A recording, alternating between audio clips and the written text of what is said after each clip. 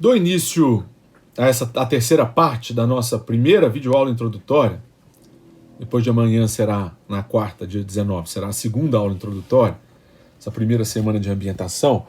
Eu volto mais uma vez a esta minha tentativa de justificar para vocês o que eu quero nesse curso. Eu quero discutir ética? Não.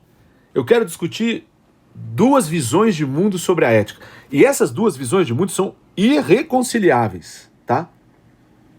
Irreconciliáveis. Então, um pouco para explicar para vocês o que está por trás da minha elaboração, da elaboração do objeto desse curso, né? No fundo, eu quero mostrar a vocês que mito e razão, né, não são apenas duas maneiras de pensar, né, momentos históricos, né, nos quais há, pelo menos, parte, né, da cultura grega vivenciou, né, experimentou na transição do século 7, 6 a.C. para o século 5, 4. Né? Naqueles 200 anos que, de certa maneira, também, historicamente, são fundamentais porque mostram uma transição de um passado aristocrático, né, para um passado democrático na Grécia Antiga. Né? Muita gente fala da democracia, né? Que a democracia veio com o desenvolvimento da racionalidade humana e que a racionalidade humana, para entrar e dominar a cena cultural grega, ela teve que banir o mito. Né?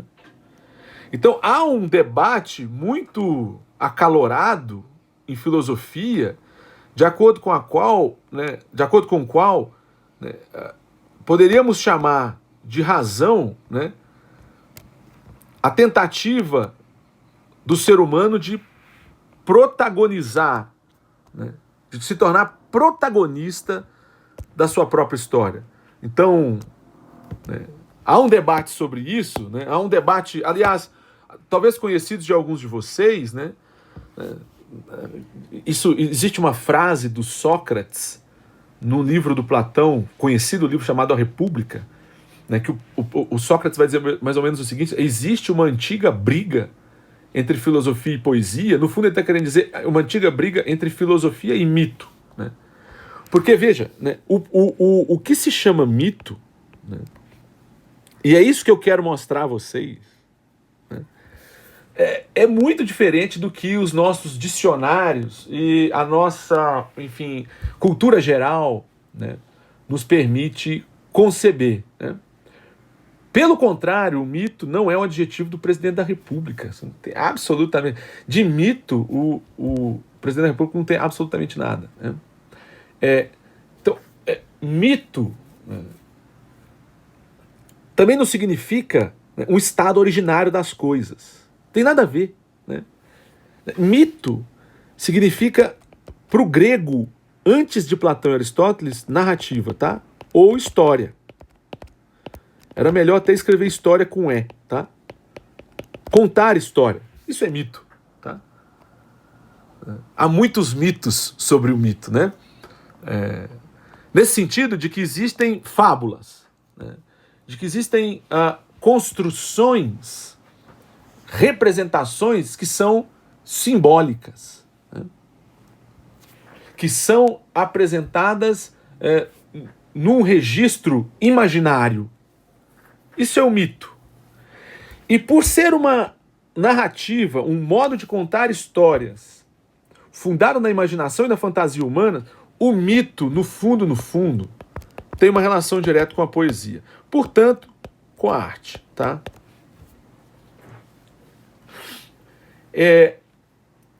O que eu queria mostrar para vocês, que a oposição, se vocês já ouviram falar, né, que a filosofia é uma tentativa... Vocês já ouviram falar no mito da caverna, com certeza, né? Que os homens estão agrilhoados, né, presos no fundo de uma caverna escura, né? É colocado, então, uma clareira luminosa, uma lareira que incide luz, né? E que projeta, no fundo, sombras, né? E que essas sombras são aquilo que nós somos capazes de perceber e ignorar até sair para a plena luz. Dentro da caverna, projetado no fundo daqueles que estão presos, existem apenas sombras. Sombras aqui é uma alegoria, por isso é o mito da caverna, é uma alegoria, é uma fábula, é uma narrativa, é uma história contada no livro 7º da República de Platão, né, sobre a necessidade que nós temos de sair da minoridade humana. O que é a minoridade humana? O momento em que a humanidade ainda não se serve da sua racionalidade, né? E de que luz, aliás, isso é muito importante, porque a ideia de iluminismo surge, né, não à toa, com essa ideia de que a razão é luz, que ela joga luz às trevas, no caso, luz ao período medieval, né, que é um período obscurantista. Nós não gostamos de obscurantismos, né, nós gostamos de iluminação, de coisas, né, iluminadas, plenas de luz. Iluminismo é o predomínio da razão no contexto da filosofia moderna. Mas o mito, muitas vezes, ele é considerado como crença nos deuses, né? Crença naquelas personagens, né? Olímpicas, né? Do Olimpo, Zeus, Hera, Atena, né? Poseidon, né? E fica acreditando nos deuses, uma espécie de passado religioso, e não tem absolutamente nada a ver com isso. Isso é que eu quero quebrar. Por isso que é muito temerário a gente compreender as coisas a partir de manuais, né? Porque é tudo muito genérico, né? As afirmações são muito genéricas.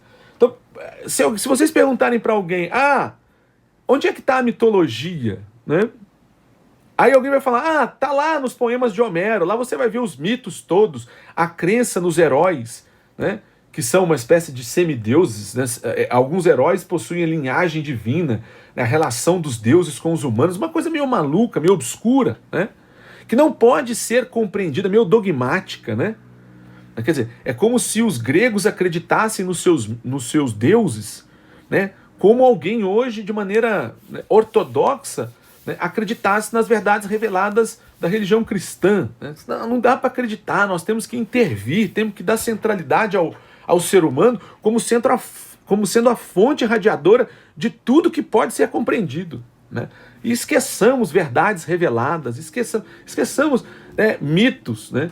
Que nada mais são do que uma espécie de esfera divina que estabelece um limite de acesso do humano. O humano tem que se conformar, né, com aquilo que, né, ele pode acessar. E o que ele não pode acessar, mas sempre tenta, que é o divino, né, que é o que está para além da experiência humana, que é o que é supra-inteligível, para além da inteligibilidade humana, né?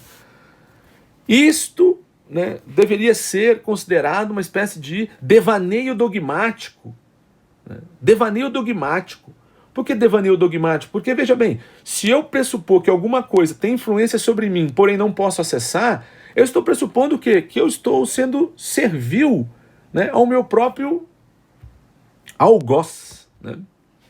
Uma espécie de servidão voluntária, para imitar aqui um livro importante escrito enfim, num contexto totalmente diferente, né, que é o contexto moderno. Mas essa ideia de que tem que prevalecer a razão, né, sobre o mito, fala pouco sobre o mito. A versão da razão que se separa do mito, da luz que é jogada sobre as trevas, da saída do homem do seu estado de caverna para um estado solar, se vocês me permitem dizer assim, né? No momento em que ele deixa de conhecer as coisas, né, acreditando que elas são assim, e passa a conhecer as coisas porque elas são assim, não porque ele acredita que seja, né?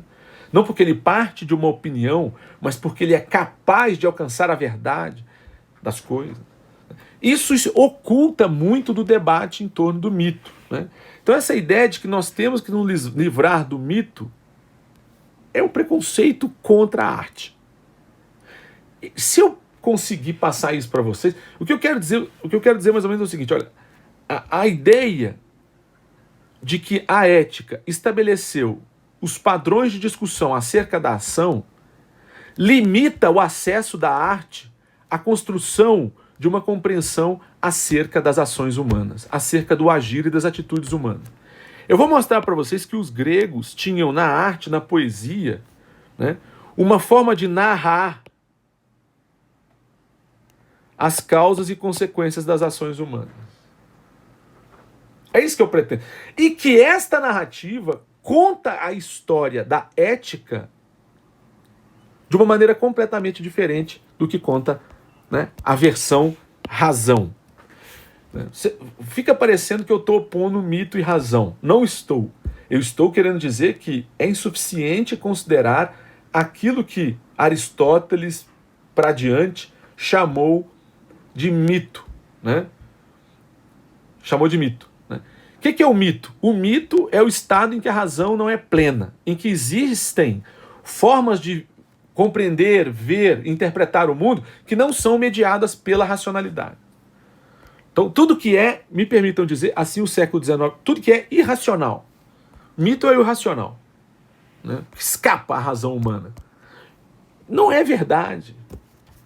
É uma visão preconceituosa do mito. Tá? E eu vou mostrar que um debate fundamental que pode ser colocado, por exemplo, né, e quero atualizar, por isso eu acho que é tão atual, é que o mito, se o mito ou a mitologia, que é um tipo de narrativa construída poeticamente, então mito é uma forma de discurso constituída segundo recursos poéticos. Isso é mito. Mito não é a crença nos deuses. Mito é a possibilidade de alguém, um Homero da vida, criar recursos para gerar representações, gerar imagens, né, gerar convicções mediadas por categorias estéticas. Né? Categorias estéticas. Eu vou mostrar para vocês que, quer dizer, eu pretendo fazer, eu vou mostrar para vocês que os deuses são, né, podem ser enxergados como um modo de produção de representação mediados por recursos estéticos, categorias estéticas, artísticas. Né? Os deuses são representações muito próximas. Né? Aquilo que os deuses representam no poema homérico pode ser aproximado, por exemplo, ao uso da cor por um pintor. Né? Isso eu vou mostrar para vocês. E que por isso o mito não é o estado irracional das representações e das imagens, né, e da imaginação e do imaginário humano. Né? Mas que o mito é, no fundo, uma forma de discursar, de narrar, de construir sentido e significado para as coisas cujo fundamento é poético e não racional. Né? E eu vou dar um exemplo para vocês, esse é o exemplo que vai ficar, né, um pouco, né, pairando sobre o nosso curso, que é o seguinte, né? Se a história da ética, portanto, da compreensão sobre causas e consequências da ação humana, se ele fosse pensado por essa tradição aqui, se essa tradição fosse dominante até hoje, nós não teríamos, talvez, o fenômeno mais importante, pelo menos mais importante desde a Revolução Francesa. Nós não estaríamos discutindo o fenômeno mais importante, e por isso o curso é um tanto quanto polêmico, né?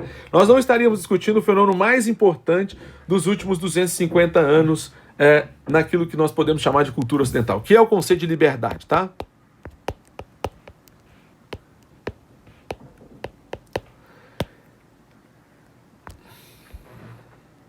Ou seja, o mito não se interessa pelo conceito de liberdade. O conceito de liberdade não se interessa não porque ele é bobo, porque ele é feio, porque ele é isso. Não.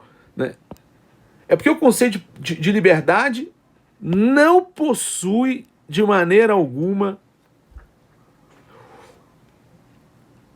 uma importância poética. Ele é acessório à liberdade.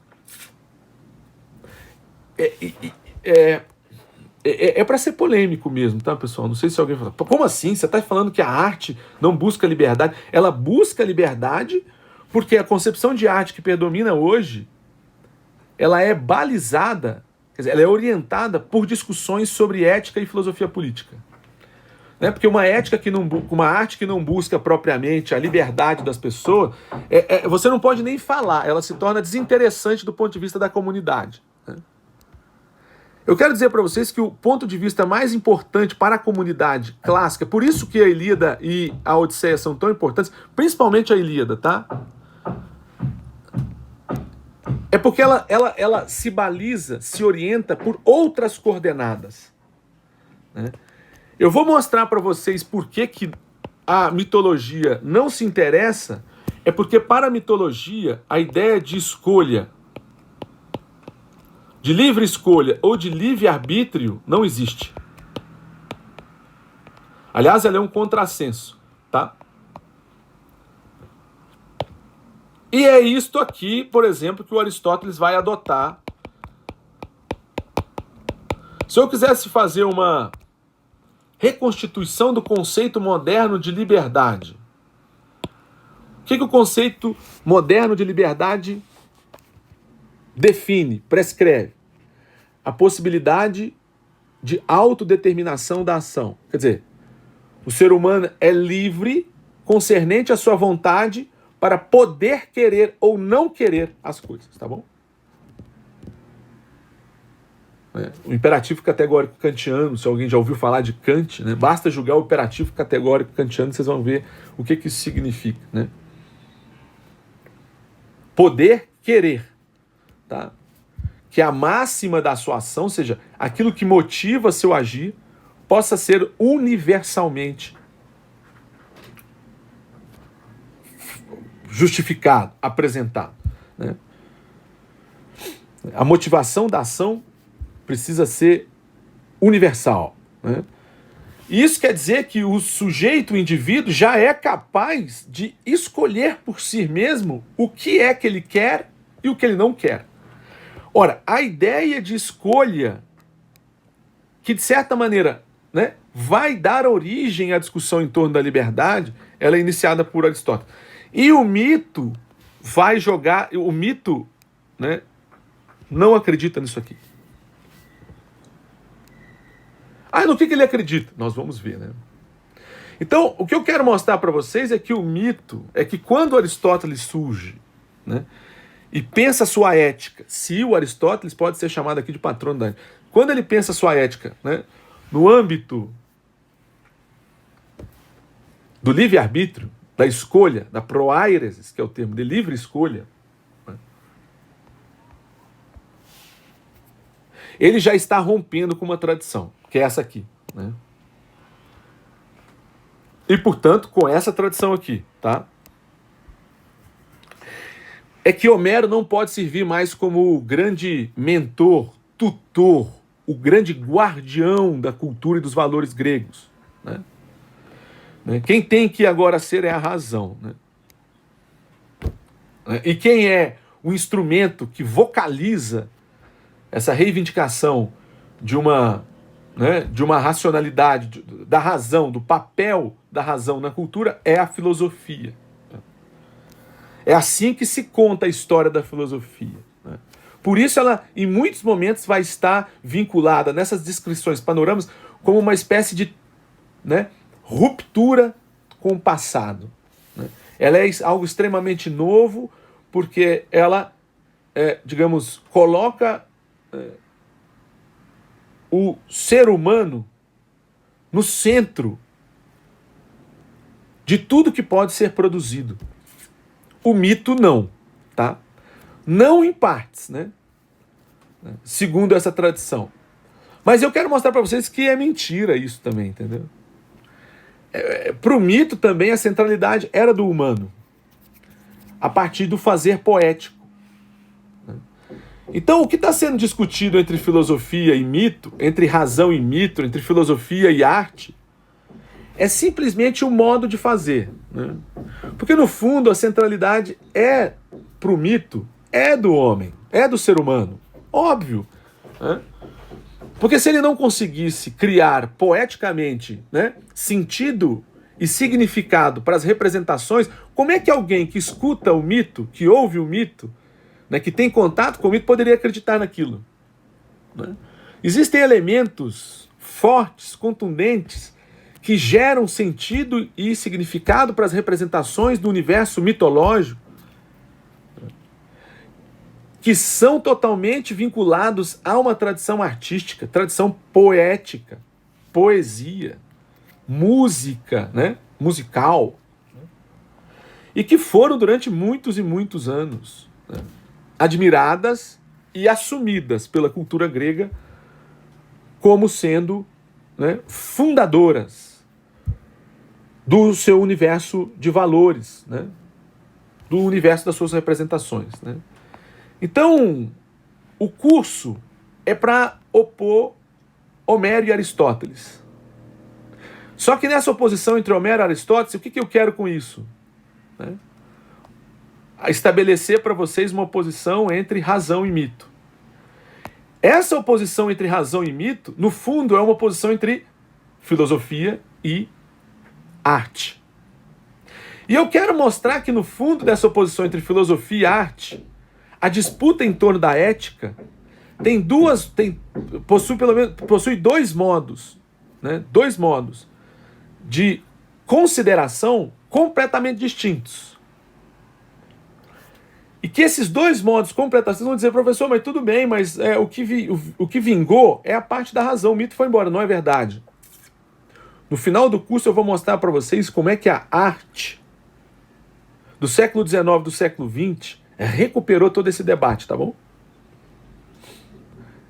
A arte recuperou alguns aspectos do mito. A arte. O problema é que também a ética recuperou, né? E a ética que recupera o mito criou o nazismo. Mas a arte não. A arte criou as experiências mais renovadoras, né? Enfim, experiências que eu estou dizendo, experiências de criação de obra de arte, né? Como inúmeras. Eu posso dar inúmeros exemplos para vocês de artistas que recuperaram, né, essa polêmica para poder pensar de uma outra maneira, né, que não aquela predominante à época do século XIX, que é predominante por quê? Porque é predominante pelo império, que eu estou chamando de império da razão, né? Tudo é racionalmente explicado. E que chegaram, né, propriamente a colocar a racionalidade, né, esses artistas, como sendo a grande culpada pelos males vividos pelo homem, pelo ser humano. É uma grande reviravolta no século XIX para o início do século XX com relação a essa interpretação da oposição entre mito e razão. Ou, como eu quero traduzir aqui, entre Homero e Aristóteles. Ou, como alguns gostam de dizer, entre filosofia e arte. Esse é o motivo do curso, né? Sendo aqui um objetivo, porque essa primeira aula, como eu disse a vocês, ela vai ser mais curta. Eu pretendo sempre dar aulas entre 70 e 90 minutos, mais ou menos isso, dividir 3, 4 partes. Eu peço para que vocês tomem conhecimento aqui. Então essa é uma tentativa de apresentação do tema, né? Eu vou voltar a falar dele na quarta-feira, né? Espero que vocês anotem aí, vão colocando as dúvidas de vocês, né? Anotem as dúvidas de vocês, para que a gente possa, na próxima segunda, obviamente, né, vai ter um fórum de discussão, né? Eu vou falar do fórum aqui também, na quarta-feira, né? O fórum vocês poderão deixar questões, tá? Eu pretendo agora, para finalizar essa primeira parte, essa primeira videoaula introdutória, nós estamos na terceira parte. Quer dizer, nós vamos ter essa aula introdutória mais 12 semanas. Então serão 13 semanas, né? 13 semanas, 12 aulas teóricas e uma semana de aula introdutória, né? Nós vamos utilizar a plataforma Aprender. Como é que será dividido isso? Já disse a vocês, né? Todas as quartas-feiras eu farei uma postagem no site, vou enviar e-mail para vocês, né? Farei uma postagem no site, plataforma Aprender 3, né? No nosso site, na plataforma Aprender 3, com as videoaulas. Toda quarta-feira. A partir da semana que vem, não depois de amanhã, né? A partir da semana que vem, não no dia 19, mas a partir do dia 26. Vocês assistem e na outra segunda, 5 dias depois, é razoável, vocês terão 5 dias para assistir o curso, a aula teórica, vocês anotem perguntas e questões ou postam no fórum, caso não possam ir, ou apareçam na nossa aula síncrona, que vai ser feita na plataforma Teams. Eu vou enviar um e-mail para vocês previamente com um convite, né, para vocês acessarem. Então, todas as segundas-feiras, às 2 horas, teremos um encontro síncrono, né? Isso eu explico tudo aqui, tudo bem? Né? Quem tiver dúvida, por favor... Opa! Eu vou falar mais aqui agora no final da questão da frequência. Né? Bem, como é que eu vou aferir a frequência de vocês? Participação nos fóruns, acesso na plataforma Aprender. Tem como... eu tenho um dispositivo que eu conferido aos professores para verificar quem está acessando. Né? Cada registro acadêmico que acessar, eu sei quem acessou. Tem um nome até, né? Então, é o seguinte, pessoal, eu não vou ser aqui, né, regime militar, né? Agora você tem que ter a presença. Eu acho que o pressuposto de uma universidade pública é que todos os discentes, né, todas as discentes, sejam responsáveis pelo fato de estarem aqui, né, sendo custeados por dinheiro público. Né? Então, vai da consciência de vocês. Se eu ficar averiguando, você faltou, você não faltou, você fez isso, olha, mas a pandemia, professor, e ficar esperando justificativa, isso é inviável, né? O curso se torna inviável. Então, eu vou aferir a presença de vocês simplesmente verificando quem acessa a plataforma Aprender, quem participa dos fóruns, quem participa das nossas atividades síncronas pela Microsoft Teams e na avaliação dos trabalhos, quem me entregou os trabalhos. Né? E serão 2 trabalhos. 2 trabalhos, bem simples. Um mais ou menos eu entrego um tema e roteiro, tá bom? Existe eu entrego um texto escrito para vocês com o que eu quero que seja feito. Isso... Né? A partir dessa entrega, vocês terão aí entre 15 e 17 dias para fazer o trabalho. E eu vou falar qual é a minha expectativa, o que eu corrijo. Eu vou tentar ser o mais claro possível. Né? Se eu não for, eu espero que vocês me perguntem a tempo e não depois. Ah, professor, eu fiz o trabalho, você me deu uma nota X, eu não gostei. Por que você corrigiu assim? Uma vez alguém me perguntou, por que você corrigiu gramática? Porque é o pressuposto, né? Se a pessoa não consegue escrever corretamente, né, no português... erudito, como é que eu vou corrigir, entende? Não tem como, pessoal, né? Não tem como. Né? Os trabalhos serão trabalhos dissertativos, tá bom? Vocês vão sentar e escrever, terão uma pergunta, uma questão que vocês vão ter que passar, respondê-la, utilizando os textos que eu vou interpretar durante as aulas teóricas e que vou discutir com vocês nas aulas síncronas, nos fóruns de discussão, né? É basicamente isso. Serão 2 trabalhos, né? Um na 7ª, 8ª semana, eu irei apresentar, e um na última ou penúltima aula. Né? Vocês pegam as notas dos 2, somam, então um vai valer 10, o outro 10. Ah, professor, eu tirei 8 num e 7 no outro. 15 dividido por 2, 7,5. 7,5, né, é menção MS. Tudo bem? Aqui estão as referências bibliográficas, eu vou falar dessas referências na próxima aula. Né? Nós temos aqui os textos de literatura primária. Esses nós vamos ler trechos de todos esses textos, tá?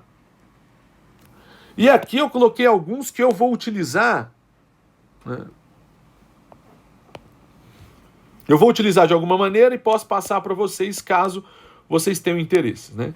Então, esses aqui de cima, primária, eu já, né, fotocopiei, escaneei, na verdade, o termo correto é esse, né? Eles já estão na nossa página. Como é que começa, professor? Pode começar, né, lendo os trechos da Ilíada que estão disponibilizados aqui, ó. Ah, professor, mas só tem trechos aqui. Sim, e olha, a tradução não foi... Eu escolhi essa tradução aqui, mas eu confesso que ela é uma tradução mais difícil. Se vocês tiverem outras traduções em casa, ou encontrarem na internet outras traduções, vocês me avisem, né? Mas o interessante era vocês lerem, né? Pelo menos são 24 cantos e nós vamos ler trechos de alguns, são pequenos, né? Eu vou ler só trechos, eu não vou ler o poema inteiro, porque é um poema, tá? Não é em prosa, né? É em poesia. A Ilíada tem, né? Ela é versificada, né? Tem métrica, né? E depois nós vamos ler esses trechos aqui, nós vamos nos ocupar com 4 textos de 4 professores, importantes textos sobre o tema que eu estou colocando aqui para vocês, que eu fiz uma apresentação prévia agora, né? E por fim nós vamos alcançar o Aristóteles, a Ética Nicômaco, né? Então, bem, eu acho que como primeira apresentação tá tudo ok. Se vocês tiverem dúvidas, eu peço para que vocês acessem o fórum de discussão, né, que eu vou abrir agora. Fórum de discussão das aulas introdutórias. Vou abrir um tópico aqui e vocês coloquem perguntas, tá? Não acrescentem novo tópico. Vai ter aqui um tópico chamado, né, Fórum de discussão da aula introdutória. Aí vocês podem colocar perguntas e na quarta-feira no vídeo eu respondo, tá bom? E aí na outra segunda teremos um encontro. Então era isso, né? Bem-vindos e bem-vindas ao curso. Me desculpem se há ainda inúmeras lacunas, né? Eu só tentei justificar o que eu quero fazer, né? Por que eu quero fazer, né? A minha pesquisa hoje, ela é guiada, né? Vocês podem ver que eu tomo posição da estética, né? Da arte, né? Ela é guiada muito por uma tentativa de recrudescer, né? Os elementos estéticos, digamos, fortes o suficientes para nos permitir pensar melhor questões, né, que, de outra maneira, ou não seriam bem pensadas, ou gerariam impasses que são impasses que já se... Não que, digamos assim, a tradição iluminista, da razão iluminadora, né, ela não seja útil, ela é muito útil. O que eu estou dizendo é que há outra forma de se abordar fenômenos, de se abordar problemas, né, e que podem ser, de alguma maneira, capturados da tradição artística, da tradição poética, né, das constantes revoluções estéticas que aconteceram, né, ao longo dos últimos 2.500 anos, e que podem ser absorvidas por nós como categorias de pensamento, né, como modos de trabalhar procedimentos, né, pensamentos úteis para vermos e enxergarmos de outra maneira, né, aquilo que nós consideramos ser relevante de ser pensado, entendido, explicado, compreendido, etc. Tá bom? Então, eu acho que trabalhar a ética se torna interessante, né? Trabalhar uma ética a partir de um conceito como liberdade, ir atrás dele, no sentido de encontrar, né, as suas fontes, como é o caso do debate sobre o surgimento da escolha, né, como uma categoria ética fundamental, como é o caso do Aristóteles, mais ainda de ir atrás do que era antes, né. Isso me permite um pouco, né, digamos assim, extrair uma série de preconceitos que surgem por um pensamento apressado que dizia o seguinte: olha, um mito é o momento em que a razão não é ativa, né? E que, portanto, se o ser humano é um animal racional, sob, né, o predomínio do mito, nós somos seres humanos parciais, né? Nós não temos a nossa plena atividade, né? Isso é falso, tá? Isso é falso. É sim um pensamento apressado, preconceituoso, né? E eu diria mais, né? É um pensamento que atrapalhou, né? Esse que pensa que a razão é alguma coisa outra, separada do mito. Isso foi um grande erro, né? Ainda bem que a arte no século XIX surgiu com força e de alguma maneira recuperou esse debate que tinha ficado lá atrás, né? E agora ele vem com força, é um pouco que tangencia a minha pesquisa, e eu quero mostrar como isso lá na Grécia, né, teve origem, né? Para mostrar que, no fundo, eu não estou querendo recuperar nem o mito, nem dizer que a razão é ruim. Eu estou querendo considerar com vocês a possibilidade de absorvermos outras formas de pensar a partir de um universo completamente distinto que foi por nós esquecido. E que é por nós hoje aparentemente desinteressante, né? A não ser como entretenimento. Olha que bonita, que arte bonita. Ah, eu vou ali no CCBB. Ah, eu vou no Museu da República, né? Ah, eu vou comprar um livro de poesia. Mas é o meu verniz, né? Mas é isso, né? Então, ficamos então com hoje, né? Apenas na terceira parte dessa videoaula, e eu retomo na quarta com explicações mais aprofundadas, né? Acerca, por exemplo, né, do uso do plano de aulas, como é que eu vou dividir o curso, enfim, espero vocês lá também, né, para assistir esse vídeo. Quaisquer dúvidas estarei no e-mail, né, e as perguntas eventuais podem colocar aqui no fórum de discussão. Eu vou abrir um link, é só clicar aqui, vai no lugar de acrescentar o novo tópico, vai ter aqui, né, fórum de discussão, aula introdutória. Aí vocês acessam e coloquem as perguntas. Era isso, pessoal, muito obrigado e até quarta.